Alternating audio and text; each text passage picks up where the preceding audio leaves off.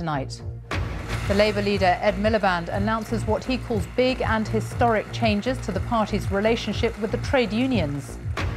Rupert Murdoch's recalled to face MPs after he was secretly recorded criticising the police investigation at News International. The captain of the Costa Concordia that ran aground off the coast of Italy, killing 32 people, goes on trial. And on the eve of the Ashes, England expects, but can the run of recent British sporting success continue?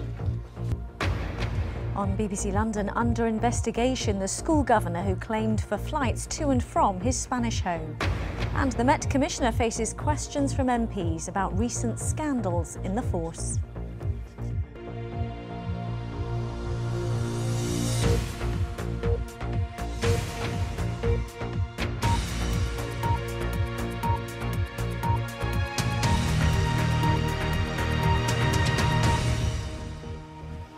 Good evening and welcome to the BBC News at 6. The European Court of Human Rights has ruled that whole-life tariffs where prisoners have no prospect of ever being released are unlawful. The case was brought by 3 convicted killers, among them Jeremy Bamber, who murdered 5 members of his family. The court ruled that whole-life sentences without any kind of review amounted to inhumane and degrading treatment. The Prime Minister, David Cameron, says he profoundly disagrees with the ruling. Our legal affairs correspondent Clive Coleman reports. Multiple murderers Jeremy Bamber, Douglas Vinter and Peter Moore. 3 members of a group of 49 people serving the whole of their lives behind bars in England and Wales. That there has been a violation of Article 3.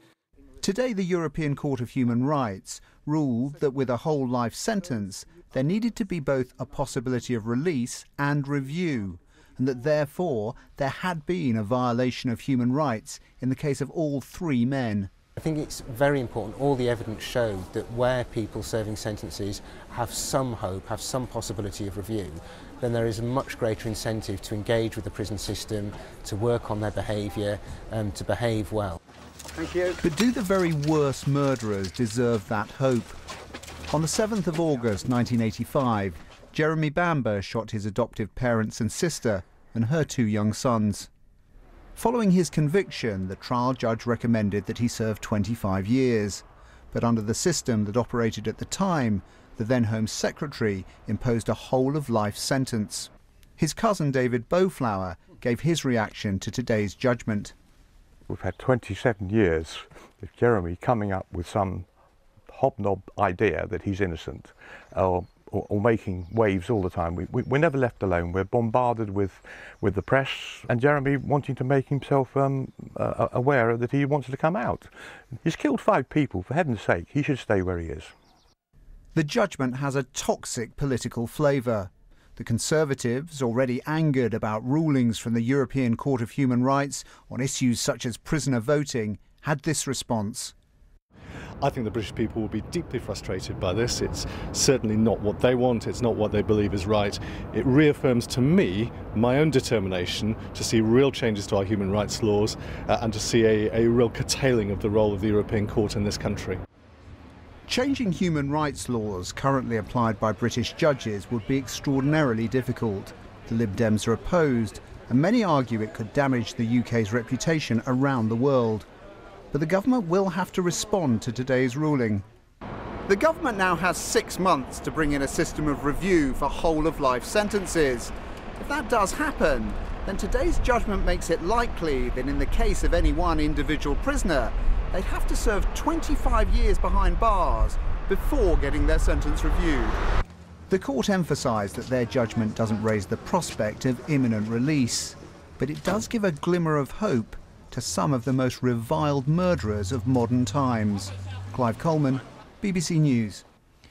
Our Deputy Political Editor, James Landale, joins us now from Westminster. As Clive was pointing out, changing human rights laws is incredibly difficult. What can the government do now? Well, as Clive said, the government's got 6 months to come up with some kind of solution, but don't hold your breath. Nothing in European law moves quickly, and the government has no incentive to rush this.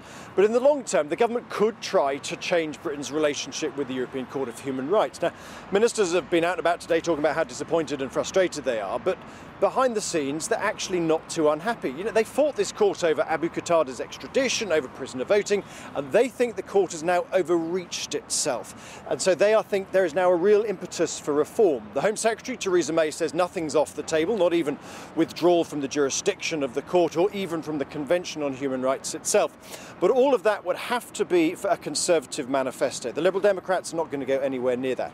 However, speaking to MPs today, they've all said to me, look, Britain gave up capital punishment in 1965 because they were promised that there would be real sentences where life meant life, and I don't think they want that to change. James, thank you very much. The Labour leader, Ed Miliband, has set out what he's described as big and historic changes to his party's relationship with the trade unions.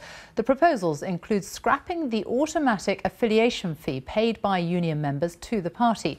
The announcement follows the alleged ballot rigging scandal in Falkirk. The reaction so far from unions has been mixed, as our political editor Nick Robinson reports. It's a relationship as old as the party itself. The unions founded Labour. But today, the party's leader declared he wanted to change that relationship to suit this century and not the last. Ed, not David Miliband, got this job thanks in no small part to the unions. He's always felt under pressure to prove that he's not their creature. Working people should be right at the heart of our party. That's why our relationship with individual trade union members has got to change. His proposals were revealed in what was the home of Fleet Street's once mighty print unions. The details have yet to be agreed, much of the page is still blank. But here's the headline, which really matters. In the 21st century, it just doesn't make sense for anyone to be affiliated to a political party unless they've chosen to do so. In theory, this will end automatic membership for members of trade unions affiliated to Labour and give individuals the choice whether to join or not. It was a speech which a former leader said he wished he'd made. I think this is a defining moment, and I think it's bold and it's strong. It's real leadership, this. What's more than a little puzzling is that the speech was also hailed by the leader of Britain's largest trade union, who most assumed was the target of the sort of reforms Tony Blair favours. If Tony Blair's in favour and Len McCluskey's in favour, they can't be talking about the same thing. Well, of course, Ed's achieved what might have seemed an impossible position. My understanding is that Tony Blair, and I don't always agree with Tony Blair, I don't always disagree, but on this occasion he says that this was a leadership speech, somebody giving lead, and I agree with him, it was. Perhaps one reason they can agree is that the hows, whens and whats have yet to be worked out. The relationship between the unions and Labour has a long history. So why only now is Ed Miliband asking questions about it in his third year as party leader? The answer is obvious, of course. He's just been caught up in an enormous row about whether the unions are trying to rig the selection of parliamentary candidates. That's the allegation made here in Falkirk. Labour called in the police to investigate claims, which Unite the Union deny, that people were signed up to the party without even knowing it, to help choose the candidate likely to be the town's next MP. This is what Ed Miliband thinks about that. What we saw in Falkirk is part of the death throes of the old politics, a politics that was hated, and rightly so. His remedy is a new code of conduct for those wanting to become Labour candidates, spending limits for their campaigns, and examining the use of American-style primaries in which party supporters, not only members, can vote. The Tories are unimpressed. They claim the Miliband plan could give the unions more power, not less. Financing of political parties debate is fascinating, but just not what today is about. So a weak leader has bent to the will of the unions. No wonder they're so delighted with his speech. It's going to give them ever more power. Ed Miliband spent just 4 days drawing up plans to change the way his party's been organised for decades. He says he's seizing the moment. Maybe, but no one seems sure what his plan will add up to in practice. Nick Robinson, BBC News, Westminster. Rupert Murdoch has been recalled to give evidence to MPs after a recording emerged of him apparently venting his anger about police investigations into phone hacking and payments to officials. No date has been set yet, but he's not expected to appear before the autumn. Our media correspondent David Silito is here and remind us exactly what he was heard saying. Well, remember that first Media Select Committee appearance where he said, "Humblest day of my life," promised absolute cooperation with investigations into his newspapers, and of course that phone pie on his face, the right hook from Wendy Deng. Well, 2 years on, a secret recording emerged, broadcast by Channel 4 last week, in which instead of talking about cooperation, he was now talking about venting his anger against the police. He was talking about also, instead of handing over documents, he was now demanding court orders. Those journalists, most of them were facing allegations of, well, effectively making payments to public officials and police. He said even if they were convicted, he would support them. Altogether, he said the whole issue was next to nothing. MPs have got a lot of questions to ask about him. They've put that invitation out. The police have also said today, yes, he is now demanding court orders, not handing over the documents, but in its defence, News UK said it was merely an attempt to formalise relationships in advance of any trials. David, thank you very much. A jury has found that an Angolan man who died while being forcibly removed from the UK was unlawfully killed. The inquest heard that Jimmy Mubenga lost consciousness after being restrained on a plane by 3 G4S security guards at Heathrow Airport in October 2010. Our Home Affairs correspondent Matt Prodger reports. 46-year-old Jimmy Mubenga lived legally in Britain for 16 years. But in 2010, he was being deported to Angola after being jailed for an assault. He died before the plane left the ground. His widow welcomed today's verdict that he had been unlawfully killed. I feel like Jimmy is resting in peace now because everything that was behind the door now it's come out. I feel happy. Jimmy Mubenga didn't want to leave the UK, but it wasn't until he boarded the British Airways flight to Angola that he showed signs of violence. After a struggle between Mr. Mubenga and the guards on the plane, fellow passengers said they heard him screaming repeatedly, "I can't breathe, you're killing me." At the time, he was handcuffed from behind, sitting in his seat, and his head was being forced down to his knees. It was unreasonable force, said the jury, and a significant cause of his death. An earlier decision not to prosecute the 3 G4S guards will now be reconsidered. The company says it acted appropriately. Campaigners say it was a tragedy waiting to happen. We need to have an urgent review of the way in which the private companies are actually involved in deportations, because there's been a long documented history of evidence about allegations of excessive force well before Jimmy Mubenga died. The Home Office is currently reviewing restraint techniques. With regard to the case of Jimmy Mubenga, it says it expects the highest standards from its contractors. Matt Prodger, BBC News at Isleworth Crown Court. More funerals have been taking place in Egypt after at least 51 people died yesterday during clashes in Cairo.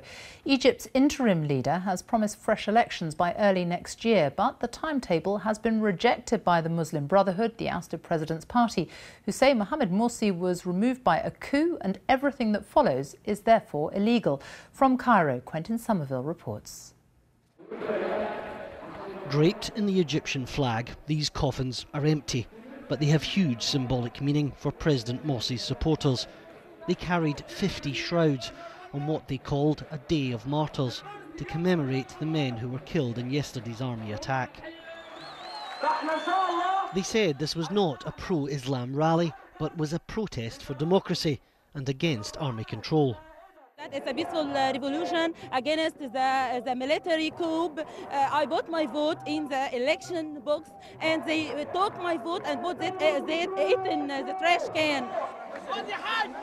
President Morsi is gone, so too is his constitution.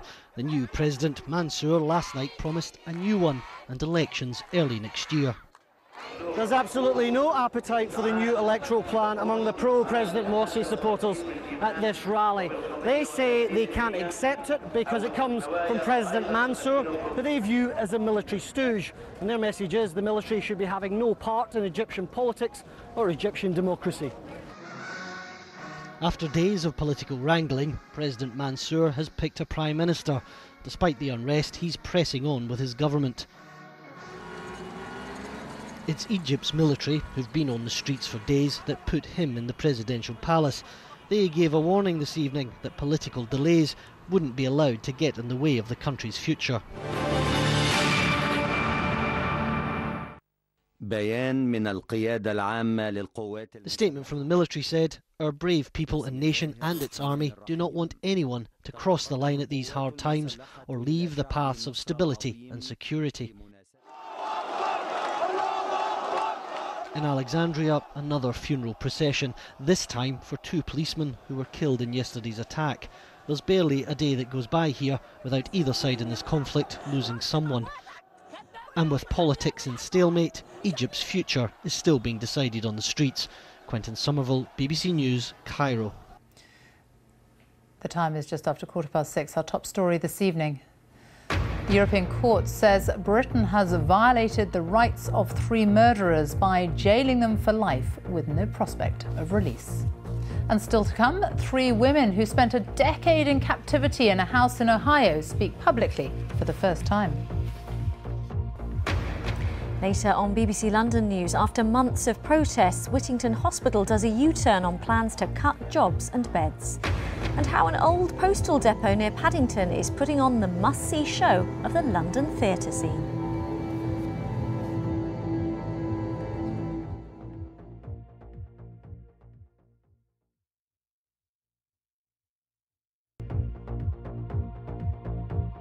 Now, 18 months after the cruise liner, the Costa Concordia, ran aground off the coast of Italy, the ship's captain has gone on trial. More than 4,000 passengers and crew were on board at the time.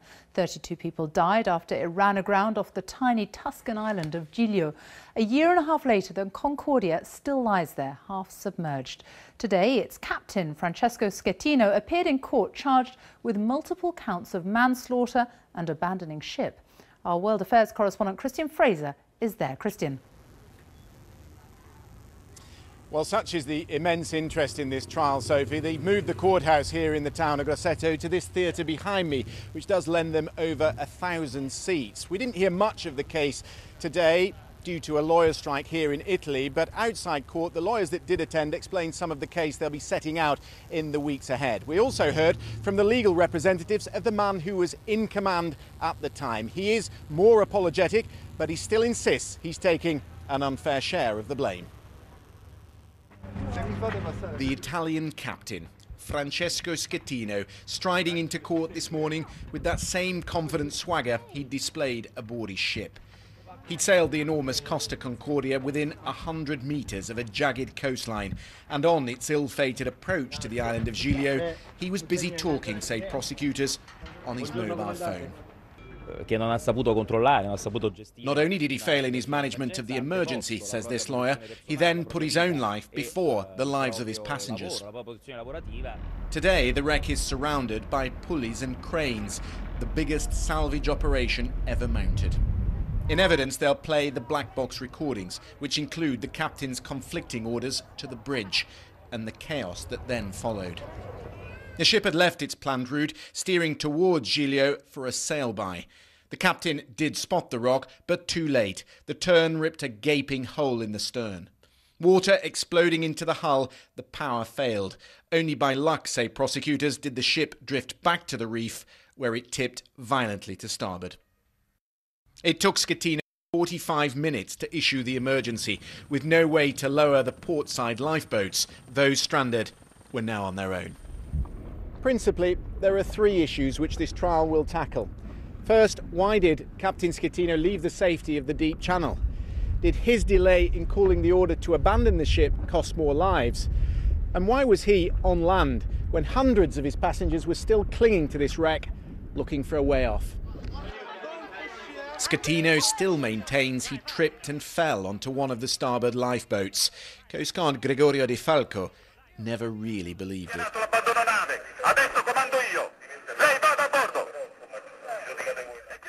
Newlyweds Ian and Janice Donoff from London were among the last to escape. They were celebrating their honeymoon. They clambered through a porthole, eventually lowering themselves with a rope onto a waiting ship.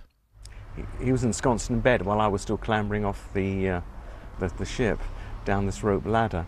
I just couldn't believe anybody would be so selfish. 32 passengers would not escape. The only solace for their families is that Captain Coward, as he's now dubbed by the Italian media, faces up to 20 years in jail.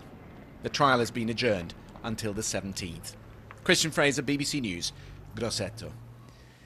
There was mixed news for Marks & Spencer today after it revealed its latest trading results with another fall for its troubled clothing department.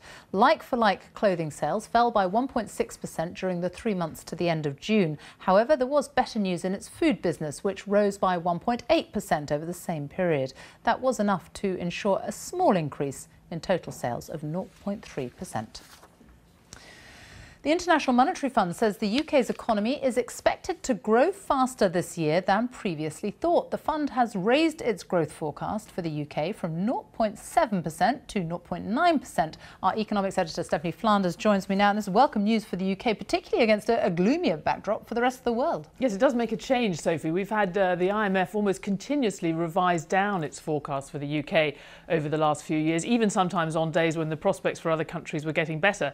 But not today. Today we did have the forecast for quite most of the world, and certainly the fast-growing economies like China and Brazil, cut, but the forecast for the UK going up slightly. I think that's obviously good news for the Chancellor, and it sort of adds to this feeling that we're seeing a bit of positive momentum in the economy. A respected think tank in the UK today also said it thought that the economy grew in the last 3 months twice as fast as it had in the first quarter. But I don't think anyone's heading off to the races yet. We're still looking at very modest growth. We found out today also that manufacturing output shrank for the second month in a row in May. That's not what we want to see. And even this new forecast for the IMF, funnily enough, although it's gone up a bit, it's not back to where it was at the start of the year. So they're still gloomier about the UK, a little bit gloomier than they were at the start of the year. And you can see why when you look at the rest of the report. Question marks about the emerging market economies, continued recession in the Eurozone. So we're still looking at some tough times. Stephanie, thank you very much.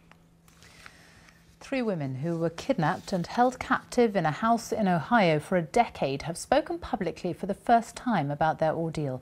2 months after their dramatic escape and rescue, Amanda Berry, Gina DeJesus and Michelle Knight have released a short video to thank their supporters for helping them to rebuild their lives. Their alleged captor has pleaded not guilty to more than 300 charges.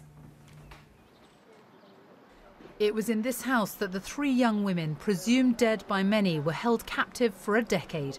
And it was from here that they made their stunning escape in May this year. Amanda Berry, who was almost 17 when she was kidnapped, was the first to raise the alarm. Help me, I'm Amanda Berry. I've been kidnapped and I've been missing for 10 years and I'm here, I'm free now. Now, for the first time, she spoke of being home again. First and foremost, I want everyone to know how happy I am to be home with my family, my friends. It's been unbelievable. I want to thank everyone who has helped me and my family through this entire ordeal. Gina DeJesus was just 14 when she was abducted on her way home from school in 2004. She spoke briefly, wanting to thank those who have donated thousands of dollars since their release. I would say thank you for the support. Finally, there was a message from Michelle Knight, the woman imprisoned for the longest time. I may have been through hell and back, but I am strong enough to walk through hell with a smile on my face and with my head held high. Thank you for all your prayers. I'm looking forward to my brand new life.